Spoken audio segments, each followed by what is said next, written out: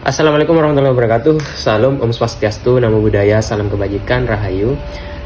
Pada kesempatan kali ini saya akan menjelaskan mengenai salah satu aliran dari mazhab hukum, yaitu utilitarianisme atau utilitarianism.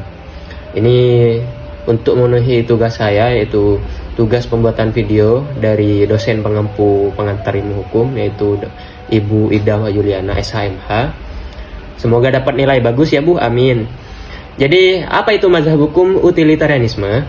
Mazhab hukum utilitarianisme adalah aliran pemikiran yang mendasarkan hukum pada prinsip utility atau kegunaan. Inti dari mazhab ini adalah gagasan bahwa hukum yang baik adalah hukum yang memberikan kebahagiaan terbesar bagi sebanyak mungkin orang.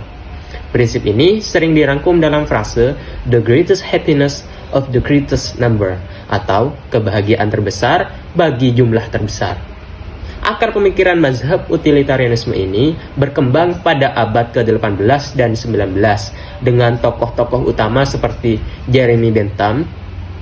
Bentham adalah pelopor utama dalam utilitarianisme. Ia berpendapat bahwa hukum harus diukur berdasarkan manfaatnya, yaitu sejauh mana hukum tersebut meningkatkan kebahagiaan dan mengurangi penderitaan.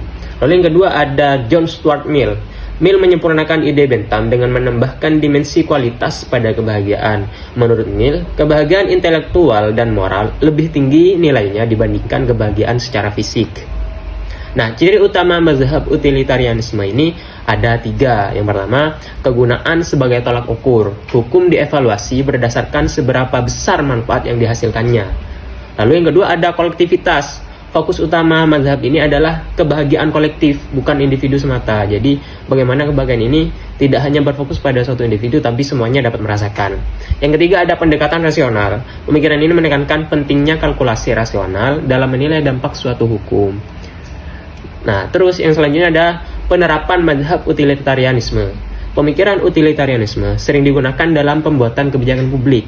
Misalnya, dalam menentukan apakah suatu peraturan diperlukan, pembuat hukum akan mempertimbangkan dampaknya terhadap kesejahteraan masyarakat secara keseluruhan.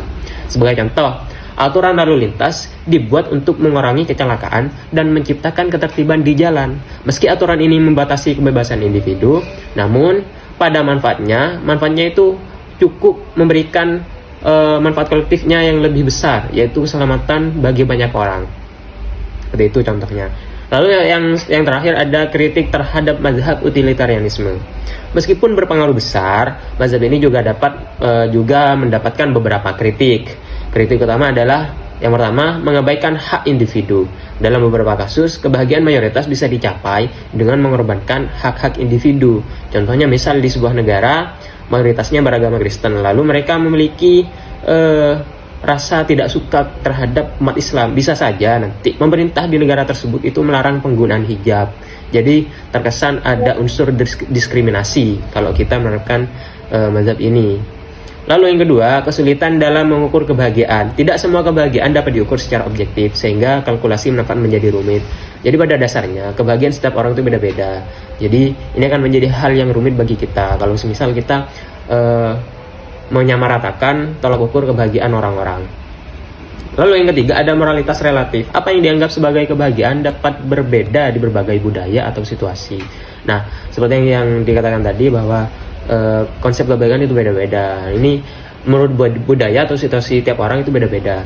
Nah, kesimpulannya, mazhab hukum utilitarianisme memberikan pandangan pragmatis tentang hukum dengan fokus pada kesejahteraan kolektif. Meskipun menghadapi banyak kritik, pemikirannya tetap relevan, terutama dalam konteks kebijakan publik dan analisis hukum modern. Mungkin sekian penjelasan dari saya. Kalau semisal ada salah kata atau ada perkataan saya yang kurang tepat, bisa ditanggapi di kolom komentar atau mungkin bisa langsung dibantah. Seperti itu, karena saya masih semester 1. Jadi kurang lebihnya mohon maaf.